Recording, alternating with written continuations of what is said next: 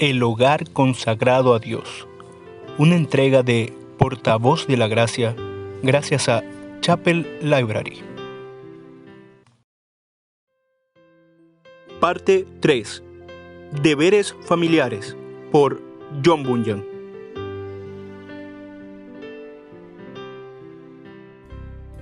El deber del padre hacia la familia en general. El que es cabeza de una familia tiene, bajo esa relación, una obra que realizar para Dios: gobernar correctamente a su propia familia. Y su obra es doble. Primero, tocante al estado espiritual de su familia, ha de ser muy diligente y sobrio, haciendo lo máximo para aumentar la fe donde ya la hay y para iniciarla donde no la hay. Por esta razón, basándose en la palabra de Dios, debe con diligencia y frecuencia compartir con los de su casa las cosas de Dios que sean apropiadas para cada caso. Y nadie cuestiona esta práctica de gobernar de acuerdo con la palabra de Dios, porque si la enseñanza en sí es de buen nombre y honesta, se encuentra dentro de la esfera y los límites de la naturaleza misma y debe hacerse, con más razón, muchas otras enseñanzas de una naturaleza más elevada. Además, el apóstol nos exhorta: por lo demás, hermanos, todo lo que es verdadero, todo lo honesto, todo lo justo, todo lo puro, todo lo amable, todo lo que es de buen nombre, si hay virtud alguna, si algo digno de alabanza, en esto pensad. Filipenses 4:8. Poner en práctica este piadoso ejercicio en nuestra familia es digno de elogio y es muy apropiado para todos los cristianos. Esta es una de las cosas que Dios encomendó tanto a su siervo Abraham y que tanto afectó su corazón. Conozco a Abraham, dice Dios, conozco que es de veras un buen hombre, porque yo sé que mandará a sus hijos y a su casa después de sí que guarden el camino de Jehová. Génesis 18:19. Esto fue algo que también el buen Josué determinó que sería su práctica durante todo el tiempo que viviera sobre esta tierra. Yo y mi casa serviremos a Jehová. Josué 24:15. Además, también encontramos en el Nuevo Testamento que los que no cumplían este deber eran considerados de un rango inferior. Sí, tan inferiores que no eran dignos de ser elegidos para ningún oficio en la iglesia de Dios. El obispo o pastor tiene que ser alguien que gobierne bien su propia casa, que tiene a sus hijos sujetos con toda seriedad, porque el hombre que no sabe gobernar su propia casa, ¿cómo podrá cuidar la iglesia de Dios? Pero es necesario que el obispo sea marido de una sola mujer, que gobierne bien su casa, que tenga a sus hijos en sujeción con toda honestidad. Primera carta a Timoteo 3, 2 y 4. Note que el apóstol parece determinar al menos esto: que el hombre que gobierna bien su familia tiene una de las cualidades que debe tener el pastor o diácono en la casa de Dios, porque el que no sabe gobernar su propia casa, ¿cómo puede cuidar la iglesia de Dios? Considerar esto nos aclara la obra de la cabeza de una familia tocante al gobierno de su casa. El pastor debe ser firme e incorrupto en su doctrina, y por cierto, que también debe serlo la cabeza de una familia. El pastor debe ser apto para enseñar, redarguir y exhortar, y así debe ser también la cabeza de una familia. El pastor mismo tiene que ser ejemplo de fe y santidad, y así debe ser también la cabeza de una familia. Entenderé, dice David, el camino de la perfección, en la integridad de mi corazón andaré en medio de mi casa. Salmo 101, 2. El pastor tiene la función de reunir a la iglesia, y cuando la haya reunido, orar juntos y predicar. Esto es recomendable también para la cabeza de la familia. Vemos grandes ejemplos en el oficio de pastorado para lo que debe ser la cabeza de una familia. Alguno podrá dar la siguiente objeción: pero mi familia es impía y rebelde tocante a todo lo que es bueno, ¿qué debo hacer? Yo les respondo: aunque esto sea así, igualmente debe usted gobernarlos, y no ellos a usted. Dios lo ha puesto sobre ellos y usted debe usar la autoridad que Dios le ha dado, tanto para reprender sus vilezas como para mostrarles que la maldad de su rebelión es contra el Señor. Elí lo hizo, pero no lo suficiente. Igualmente David. También debe contarles qué triste era su propio estado cuando se encontraba en la condición de ellos. Así que esfuércese en recobrarlos de la trampa del diablo. También debe esforzarse para que asistan a los cultos de adoración a Dios, por si acaso Dios convierta sus almas. Jacob le dijo a su familia y a todos los que los rodeaban: y levantémonos y subamos a Betel, y haré allí altar al Dios que me respondió en el día de mi angustia. Génesis 35:3. Ana llevó a Samuel a Silo, a fin de que morara con Dios para siempre. Primero de Samuel 1:22. El alma tocada por el Espíritu se esforzará por llevar a Jesucristo no solo a su familia, sino a toda la ciudad. Si en su familia son obstinados y no quieren acompañarlo, entonces traiga hombres piadosos y de convicciones firmes a su casa, para que allí prediquen la palabra de Dios, cuando, como Cornelio, usted haya reunido a su familia y amigos. Usted sabe que el carcelero, Lidia, Crispo, Gayo, Estefanas y otros fueron salvos, no solo ellos mismos, sino que también los de su familia por la palabra predicada, y algunos de ellos por la palabra predicada en sus casas. Y esta puede haber sido una razón entre muchas por la cual los apóstoles en su época enseñaban no solo en públicos, sino también de casa en casa. Posiblemente, creo yo, para ganar a los miembros de la familia que todavía eran inconversos y vivían en sus pecados. Algunos de ustedes saben qué común era invitar a Cristo a sus casas, especialmente si tenían algún enfermo que no quería o no podía acudir a Él. Si es así con los que tienen enfermos físicos en su familia, entonces, ¿cuánto más lo es donde hay almas que necesitan a Cristo? Necesitan ser salvadas de la muerte y de la condenación eterna. No descuide usted mismo los deberes familiares entre ellos, como es leer la palabra y orar. Si tiene algún familiar que es salvo, esté contento. Si está solo, no obstante, sepa que tiene en ese momento tanto la libertad de acercarse a Dios por medio de Cristo como la capacidad de contar con el apoyo de la Iglesia Universal, uniéndose a usted en oración a favor de todos los que habrán de ser salvos. No permita en su casa libros impíos, profanos o herejes, ni conversaciones del mismo tenor. Las malas conversaciones corrompen las buenas costumbres. 1 Corintios 15:33. Me refiero a libros profanos o herejes que tienden a provocar una vida liviana o los que son contrarios a las enseñanzas fundamentales del Evangelio. Sé que se debe permitir que los cristianos tengan su libertad con respecto a cosas que no atañen a la fe, pero esas cosas que atacan la fe o la santidad deben ser abandonadas por todos los cristianos, especialmente por los pastores de las iglesias y por las cabezas de las familias. Tal como sucedió con Jacob cuando ordenó a su familia y a todos los que estaban con él que se libraran de los dioses extraños entre ellos y que cambiaran sus vestidos. Dejaron un buen ejemplo o dos aquellos que, según el relato de Hechos, tomaron sus libros mundanos y los quemaron delante de todos los hombres, aunque valían 50,000 piezas de plata. El descuido de este cuarto asunto, no permitir en su casa libros impíos, profanos o herejes, ni conversaciones del mismo tipo, ha ocasionado la ruina de muchas familias, tanto entre los hijos como los sirvientes. El que vanos charlatanes y sus obras engañosas desvíen a familias enteras es más fácil de lo que muchos suponen. Ya hemos considerado el estado espiritual de su familia. Ahora veamos su estado exterior. Esta es otra de las responsabilidades de la cabeza de la familia. Tocante al estado exterior de su familia, usted debe considerar estas tres cosas. En primer lugar, que es su obligación asegurarse de que cuenten con el sustento necesario. Porque si alguno no provee para los suyos y mayormente para los de su casa, ha negado la fe y es peor que un incrédulo.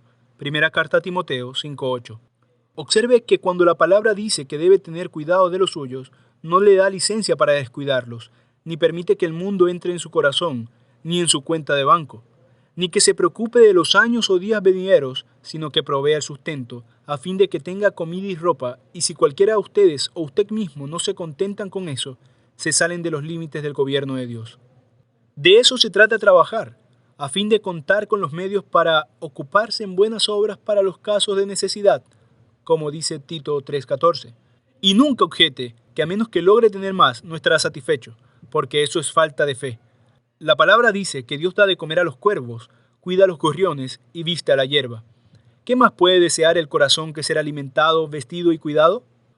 En segundo lugar, otra cosa que debe considerar es que, aunque usted mantenga a su familia, haga que todo su trabajo sea con moderación. Vuestra modestia sea conocida de todos los hombres. Filipenses 4:5. Cuídese de ocuparse tan intensamente de las cosas de este mundo que llegue al punto de obstaculizar el cumplimiento de sus deberes y los de su familia hacia Dios, los cuales, por gracia, tiene que cumplir, como es orar en privado, leer las Escrituras y reunirse con otros creyentes. Es indigno que los hombres, junto con sus familias, vayan detrás de este mundo al punto de apartar su corazón de la oración a Dios. Cristianos, el tiempo es corto. Resta pues que los que tienen esposa sean como si no la tuviesen, y los que lloran como si no llorasen, y los que se alegran como si no se alegrasen, y los que disfrutan de este mundo como si no lo disfrutasen, porque la apariencia de este mundo se pasa. 1 Corintios 7, 29 al 31. Muchos cristianos viven y actúan en este mundo como si la religión fuera algo secundario y como si este mundo fuera lo único que realmente necesita, cuando en realidad todas las cosas de este mundo son transitorias y la religión es lo único verdaderamente necesario. En tercer lugar, si quiere ser la cabeza de una familia digna de usted, debe ocuparse de que haya armonía cristiana entre los que dependen de usted, como sucede en la familia donde gobierna alguien que teme a Dios. debe usted asegurarse de que sus hijos y sirvientes estén sujetos a la palabra de Dios. Porque aunque le corresponde solo a Dios gobernar el corazón, Él espera que usted gobierne al hombre exterior, porque si no lo hace, puede en poco tiempo cortar su descendencia. Ocúpese entonces de que sean sobrios en todas las cosas, en sus vestidos, en su lenguaje, que no sean glotones ni borrachos, ni deje que sus hijos maltraten sin razón a sus sirvientes, ni que se traten neciamente los unos a los otros. Aprenda a distinguir entre cualquier ofensa que su familia le haya hecho a usted y la que le haya hecho a Dios. Y, aunque debe ser muy celoso del Señor y no tolerar nada que sea una transgresión abierta contra Él, debe aquí mostrar su discernimiento y pasar por alto y olvidar las ofensas personales. El amor cubrirá multitud de pecados, dicen las Escrituras. No sea como los que se enfurecen, cuyas miradas parecen las de un loco cuando alguien los ofende, pero que se ríen o hacen caso omiso y nos reprenden cuando alguien deshonra a Dios. Que gobierne bien su casa, que tenga a sus hijos en sujeción con toda honestidad. 1 Timoteo 3:4. Salomón a veces era tan grandioso en este sentido que dejaba atónitos a los que lo visitaban. Pero pasemos de lo general a lo particular. ¿Tiene usted una esposa? Debe considerar cómo se comporta en esa relación, y para hacerlo correctamente tiene que considerar la condición de su esposa. Es decir, si realmente es creyente o no. Primero, si su esposa es creyente, entonces tiene usted el compromiso de bendecir a Dios por ella, porque su estima sobrepasa la de las piedras preciosas, y ella es la bendición de Dios para usted y es para su gloria. Engañosa es la gracia y vana la hermosura. La mujer que teme a Jehová, esa será alabada. Proverbios 31:30. Debe amar a su esposa por dos razones. En primer lugar, porque es su propia carne y hueso, porque nadie aborreció jamás a su propia carne. Efesios 5:29. Y en segundo lugar, es, junto con usted, heredera de la gracia de la vida. Esto debe motivarlo a amarla con amor cristiano. Amarla creyendo que ambos son los muy amados de Dios y del Señor Jesucristo, y que estarán juntos cuando disfruten de la vida eterna con Él. Además, debe conducirse usted hacia ella y delante de ella como lo hace Cristo hacia su iglesia y delante de ella. Como dice el apóstol, los hombres deben amar a sus esposas, así como Cristo amó a la iglesia y se entregó a sí mismo por ella. Efesios 5:25. Cuando los esposos se comportan como deben, entonces no serán solo esposos, sino el cumplimiento de una ordenanza de Dios para la esposa, que le predica a ella la conducta de Cristo hacia su esposa. Una dulce fragancia envuelve las relaciones de los esposos y esposas que creen. La esposa significando la iglesia, y el esposo su cabeza y salvador.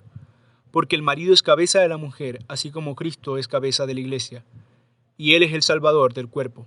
Este es uno de los propósitos principales por el cual Dios instituyó el matrimonio, que Cristo y su iglesia, figuradamente, estén donde quieran que haya una pareja que cree por gracia. Por tanto, el esposo que se comporta indiscretamente hacia su esposa, no solo se comporta contrariamente a la regla, sino que provoca que su esposa pierda el beneficio de tal ordenanza, frustra el misterio de su relación. Por lo tanto digo, así también los maridos deben amar a sus mujeres como a sus mismos cuerpos. El que ama a su mujer, a sí mismo se ama, porque nadie aborreció jamás a su propia carne, sino que la sustenta y la cuida como también Cristo a la iglesia. Efesios 5, del 28 al 29.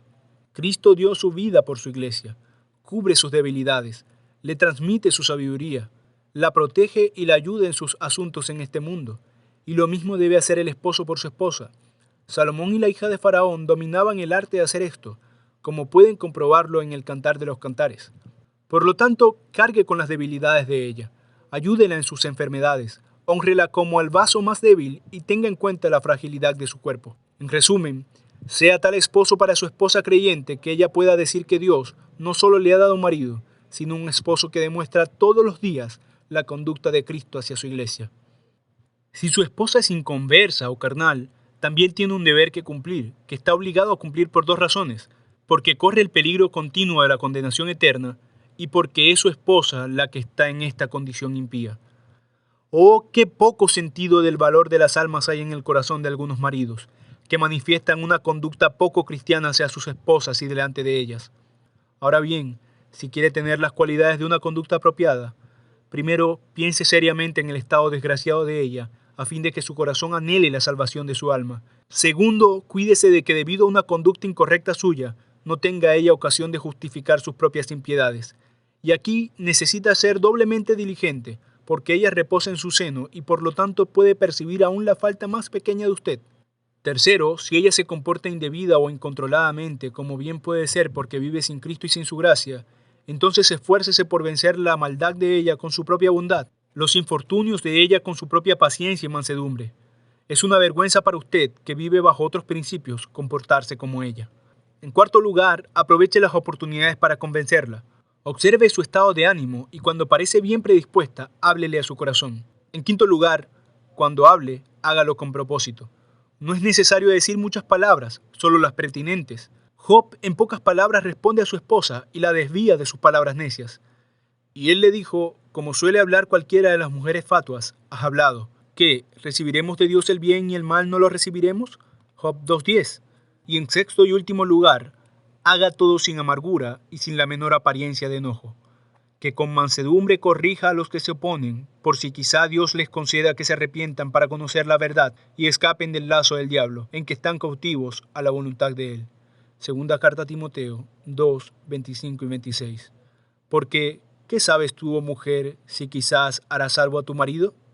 También piensa esto, marido, porque, ¿qué sabes tú, oh hombre, si quizás harás salva a tu esposa?